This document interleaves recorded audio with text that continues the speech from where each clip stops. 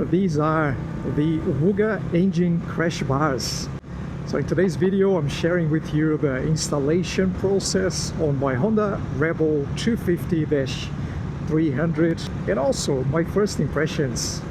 So let's get on with it. It is no surprise that this kit comes in multiple pieces. These are the two main frames of the two actual crash bars, made of a very robust and high quality steel. Now less promising is this plastic joint, a long rod, 4 long screws and also 4 sliders, I guess they're called, and also a foam tape. And even though this does not come with any instructions, I kind of guessed where the crash bars were going to be installed at. So here is a very rough demonstration of where each one of the two hubs is going to be installed at. And now that I have roughly positioned the first half of the frame, I know that this is hiding one of the long rods, and we will replace this rod with a slightly longer one that comes in the kit, which in turn will require a 9/16 socket for a ratchet wrench.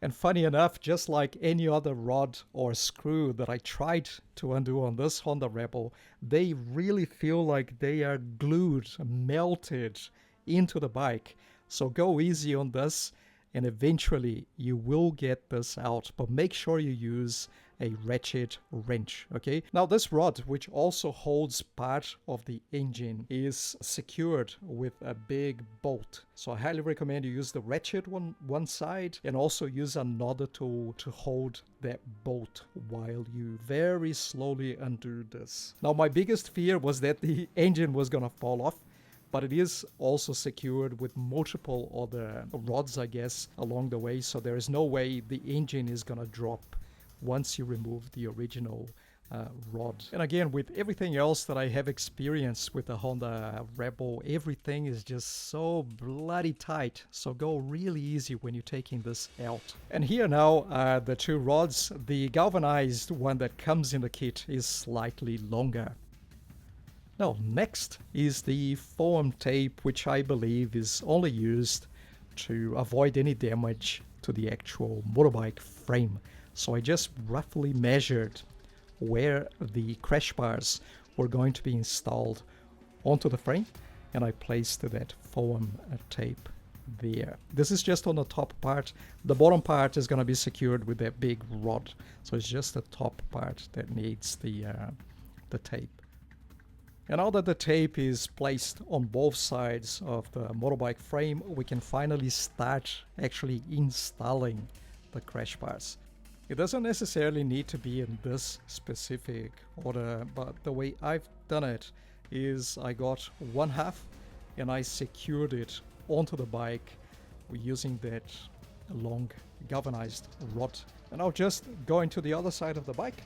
Because I can see parts of the rod poking out of that hole, I can sort of roughly secure the other half of the crash bar onto the frame. And just so you know, this has its own washer and also a spare bolt. Okay, now before we tighten anything, we must remember to place that joint in the middle between the two halves. And now we can start tightening this up. And now using the same ratchet that we used to undo this, we can use the ratchet on one side and another tool to hold the bolt in place. And now finally, the two screws that come with sort of a slider.